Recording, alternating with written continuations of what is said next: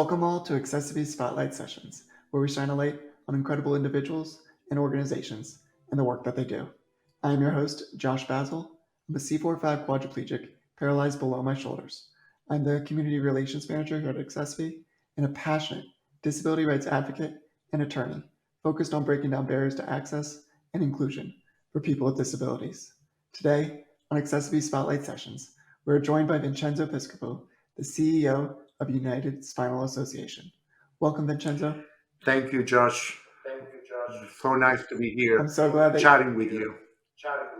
I'm so glad that you're here, and I love that we're gonna be able to explore you, United Spinal, and just the awesomeness that's going on in your day and everyday life. So Vincenzo, tell us a little bit about yourself. So what can I tell you, Josh? I am also a wheelchair user.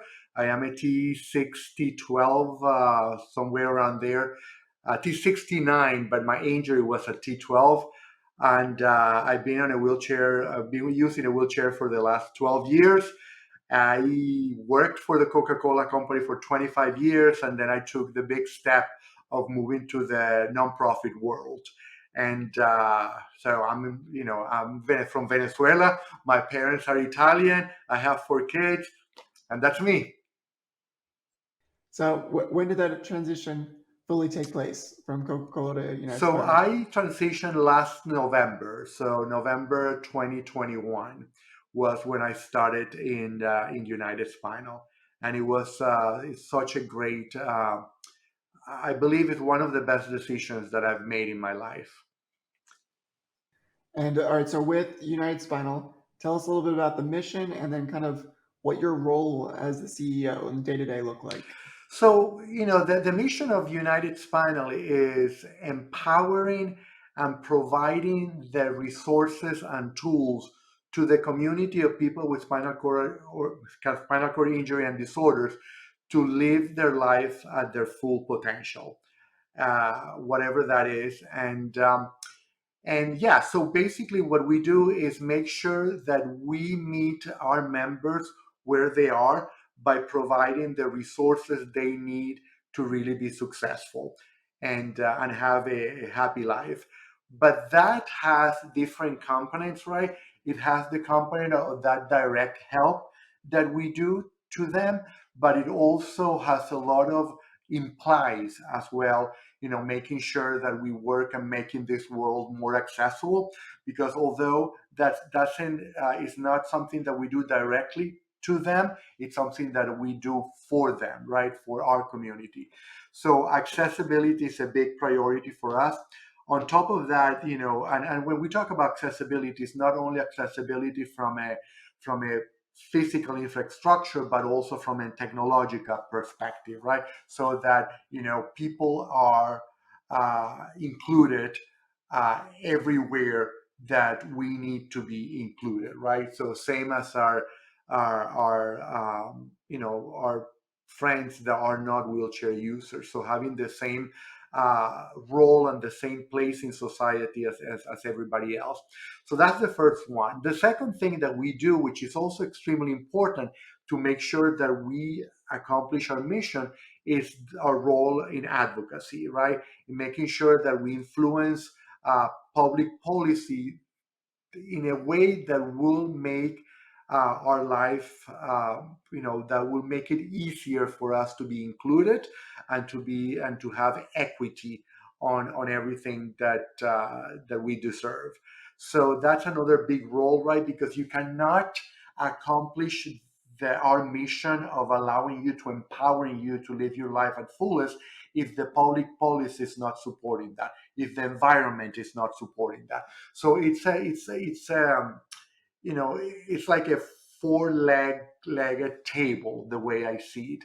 And the fourth leg is actually stigma, right?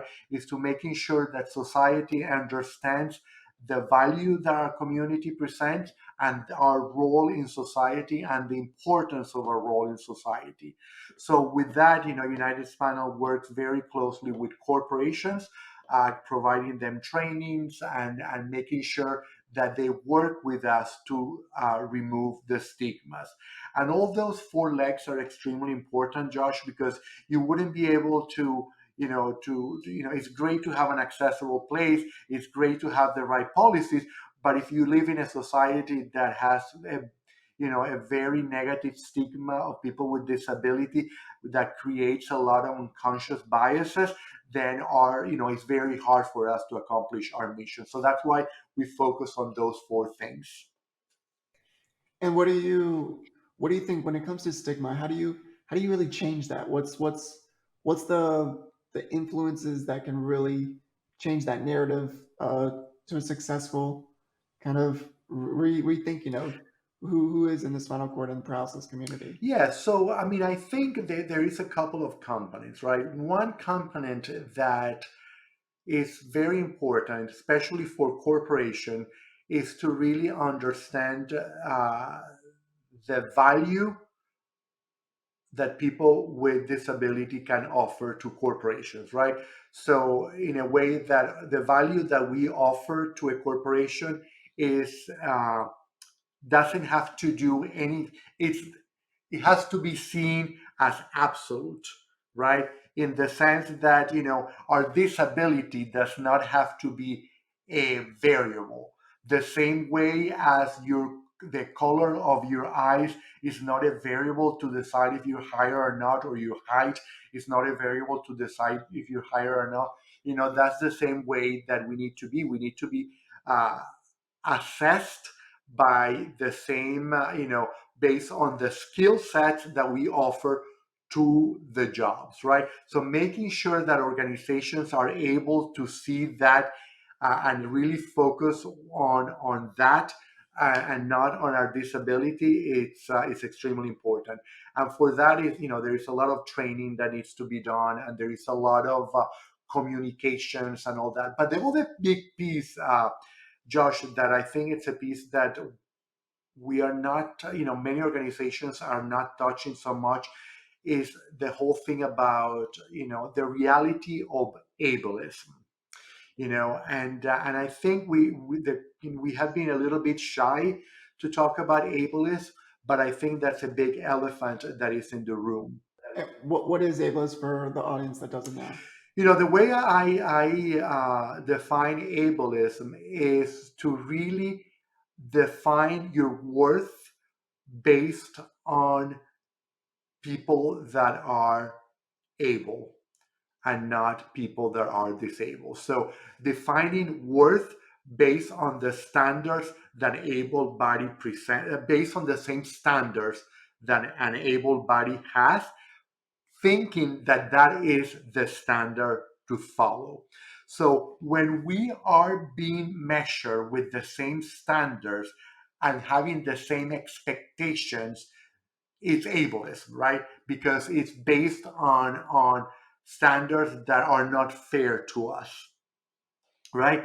And that's a big thing. And ableism is present a lot in very subtle ways all the time, right?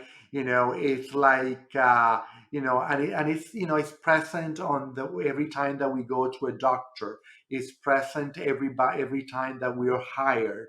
It's present every time that we interact in our community, and it's all because of that. And until we don't face that and we don't address that, we're going to have we're going to have a lot of challenges to make sure that we remove stigmas and that we are fully included and that we are offered the same chances to be successful. With United Spinal having hundreds of thousands of members and chapters all across the country, and I love that you were talking about the corporations that are getting more involved and want to kind of be ingrained in this unique community. So, can you tell us more about kind of the what the corporations, how they can get more involved, what boards or what different places can corporations get involved with United Spinal? So we offer a lot of opportunities for corporations to get involved, especially, because that's one of our legs, right? To making sure that we impact and that we influence corporations. So, we have corporate advisor council, which is a forum where we get together people from different industries and allow them to hear our voice, to hear our lived stories, but work together on finding solutions to create more equity and more inclusion of people with disability. And it's a great forum, not only because it benefits us, but it's a great forum because it benefits them, in the sense that it allows them to be more ready to hire people with disability in a way that will make us successful, but will make their corporation successful. And when they do that, they see a lot of value in that. And on top of that, we have the Tech Access Group, which is similar to the CIC, but this is more for focus on technology, on allowing on creating more equity in technology. And this forum brings together tech companies from the tech industry and many of our members. And the nice thing with that is that I see it like a think tank of where the technology industry and our members share ideas and find solutions that will benefit both of them. And then, we offer disability training, ableism training. We have also a very strong and competitive, accessible office where we actually offer support to builders, to offices, to big organizations, to make sure that their space is accessible. That's I love everything that United Spinal is doing, and it's exciting when you can have the right players, the corporations, the politicians, to have these conversations, to be able to shift kind of the stigmas, the policies, the ability to create a more even playing field, a more inclusive playing field, and really just allow many different types of communities, however they look, function, you name it, to be able to thrive. And it's I love everything that United Spinal is doing, and I'd love for you to talk a little bit more about what strong wheeled together means to you. Yeah, so Strong Will Together is the name of our the 2022 campaign for United Spinal.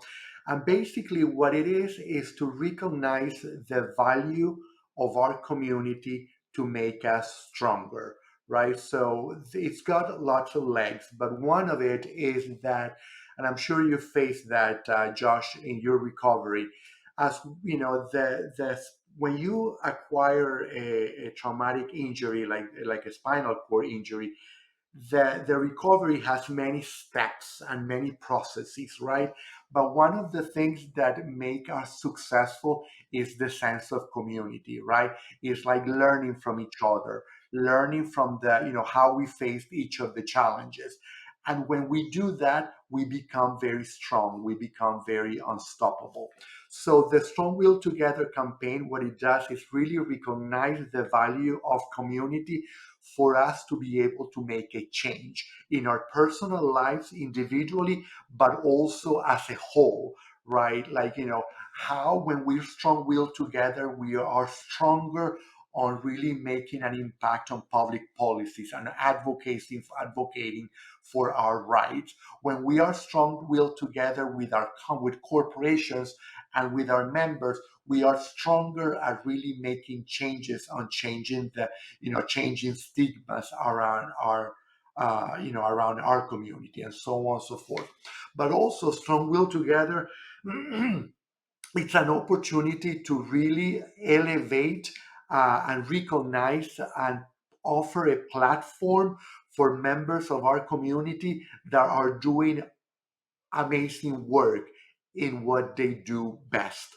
So it's going to be an opportunity to really offer a platform to members of our community that are doing great stuff in the visual arts, in the performing arts, in entrepreneurship, as innovators and as community leaders. And the way I see that is that there is a lot of brilliance in our community, and there is many people that are doing amazing job, but they are not known. And because they're not known, the world is not benefiting from their brilliance. So the Strong Will Together campaign, what it's doing is offering a platform for those folks to be known, so that they win and the world wins by benefiting from their brilliance. But the other piece that is also another leg of this campaign is recognizing the importance of mental health and wellness, right?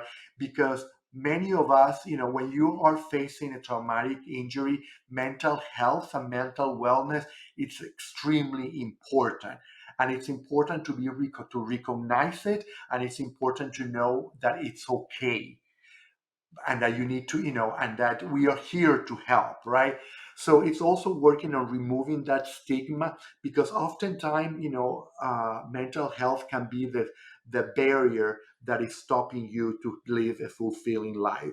So we want to work together, strong will together, to remove that stigma, and also to use the power of our community to help each other on acquire that mental health and that mental wellness. So That's awesome. yeah. And it rings so true that after a catastrophic injury, so many people have to hit a reset button and learn everything from scratch, or how to do things, even from the basic to just living life and daily activities. But it's to not have to do it alone just gives you so much more confidence that you can do it, or give you ideas of the different ways that's possible. And I really love the idea of collecting voices, collecting stories to encourage others to know what's possible. And it's like I've done a lot of mentoring over the years and done a lot within employment world, and too often people hear kind of the horror stories of how it didn't work out.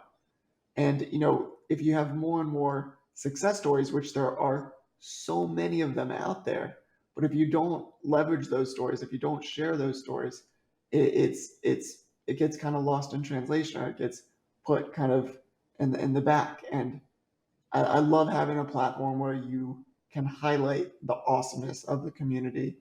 And I think it just can become a catalyst to so many more, wherever you are in your journey, whether in the beginning, middle, end, or wherever it is in life.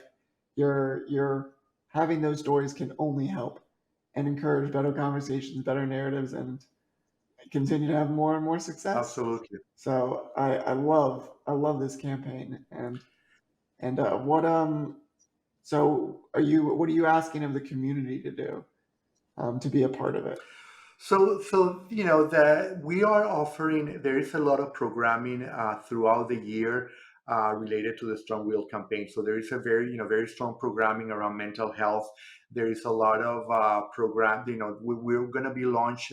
We're doing an award ceremony at the end of the year, where we are going to award.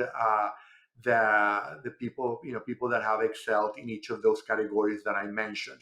But we need our community to tell us where they are, who they are, right? So we're going to start a nomination process in March, asking people, tell us who that is doing an amazing job in the visual arts that nobody knows, or very few people know. Let us know if you're doing an amazing job in your community, and so on and so forth. So we need our community to really, because this is what the campaign is about, to be strong will together. If I know somebody in my community that is doing an amazing job, it's an amazing painter, or I have to say it, right? Because I want to make sure that people know about it, and that's what we want. And also, we are, I don't know, we have Adam Lane. Adam Lane is a member of our community that is going to be rolling in his wheelchair all the way from San Diego to New York.